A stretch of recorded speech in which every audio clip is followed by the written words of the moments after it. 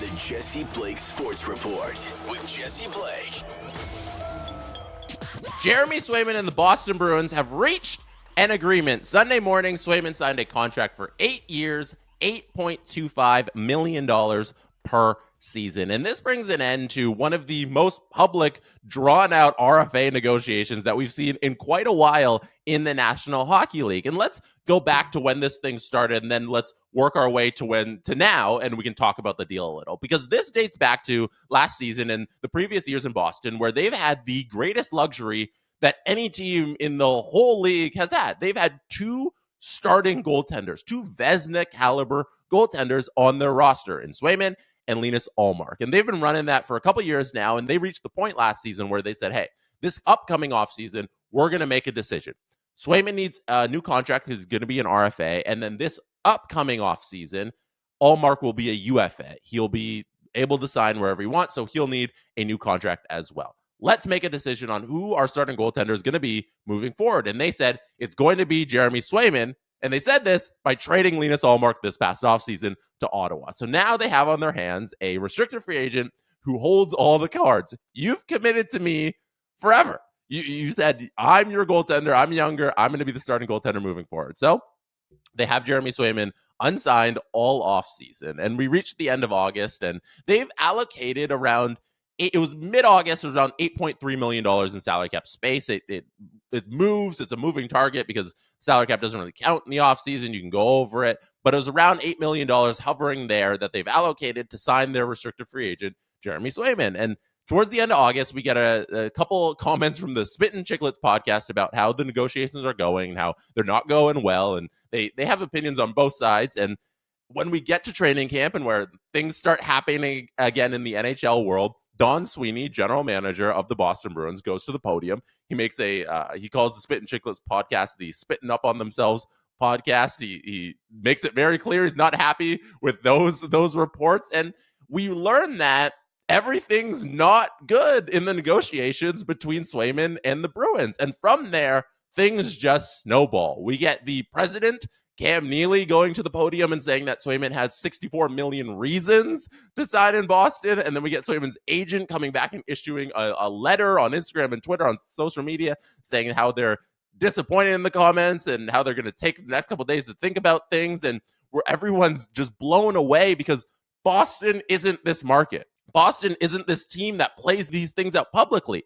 If this was happening in Toronto, everybody would be like, oh yeah, business as usual. Toronto can't get an RFA signed. But this is Boston. This doesn't happen in Boston. And now we reach Sunday morning where there was a real chance that if Swayman doesn't sign this week, that he's missing significant time in this season. And this is the true deadline for Swayman and the Bruins. Are you going to miss real NHL games? How serious are you about this contract and that dollar amount that you're willing to sacrifice real NHL games? And at the end of the day, the $8.25 million for 8 years was enough for him to play real games. I don't know what was on the table before that, but I know that that offer was enough to get him on the ice, because I think it's such an important point of emphasis, because missing real games means a number of things. First of all, the last time we saw this at this high of a level was William Nylander, who missed from the beginning of the season to December 1st in Toronto during his RFA negotiations. First of all, that destroyed his season. He had an awful year that year because he didn't play hockey for a number of months. He didn't play NHL hockey, I should say, for a number of months, and just getting started in the middle of the season isn't a good recipe for having a good season. So Swayman was in jeopardy of just destroying his entire 24-25 season. And secondly, the salary cap is not equal if you sign a contract in the middle of the season. Contracts are prorated. So this $8.25 million deal that Swayman signed today, if he signs that in December, Boston probably wouldn't have the salary cap to sign him, because the cap hit that season would be prorated for the amount of time left in the year. So that $8.25 million could have been like an $11 million cap hit for this one season, because it's got to be calculated from December through the end of the year. That left Boston in a situation where they would have to trade off of the roster mid-December to sign Swayman, which was unreasonable to do. He needed to do this before games started. And I assume the sticking point was that Boston wasn't truly at that $64 million point that Cam Neely talked about. I assume they were a little under that, somewhere in the 7.8, 7.7, 7.5 area. And it took them a little bit to get up to 8.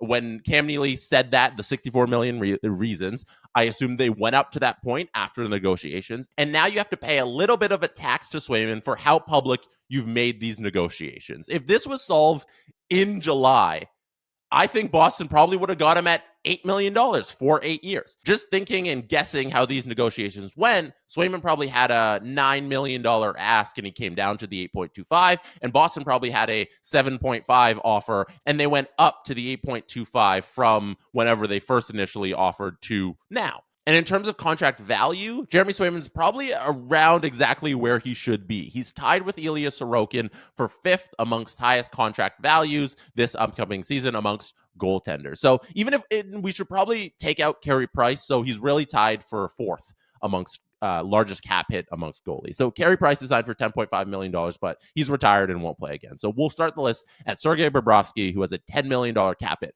Sergei Bobrovsky just won the Stanley Cup. He deserves $10 million. He's worth every single penny of the $10 million. He's a Stanley Cup winning goalie and was dominant for Florida all playoff long. Andrei Vasilevsky, who's got 2 Stanley Cups and 3 trips to the finals. $9.5 million, deserves every single penny. Connor Hellebuck has been the best, most consistent goaltender in the league for a number of years now. $8.5 million.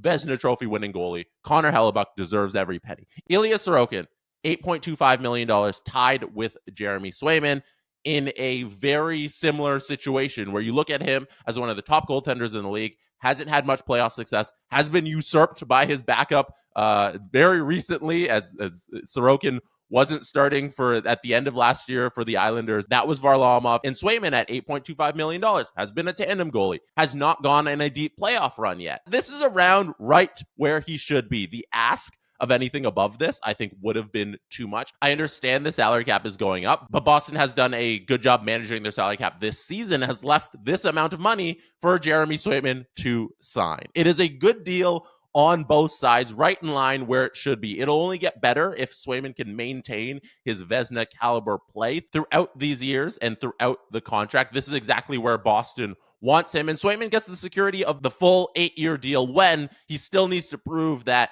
he can be a full-time starting goaltender and take the reins for an entire regular season and go on a deep playoff run. I feel like a lot of this was unnecessary. $8.25 million could have been signed mid-August, but here we are, signed, sealed, delivered. Swayman will play NHL games this week. This ends a long, drawn-out saga where everybody was having fun watching the Bruins crumble, but at the end of the day, everything kind of happened as we thought it would. They got together. Deadlines clear the mind, and everything is solved. And I think Boston is going to go on to have a fantastic season. That's it for me right now. Let me know what you think about the deal, about the Swayman Saga in the comments on the Jesse Blake Sports Report YouTube channel. Hit like on the video if you have not liked it yet. Hit subscribe on the Jesse Blake Sports Report YouTube channel. I will see you again very shortly. That is it. Good night from Toronto. And that is how it's done. The Jesse Blake Sports Report with Jesse Blake. Jesse Blake, the guy that likes to hear his name twice in one sentence. Sure, I know him. No, he doesn't have an ego at all.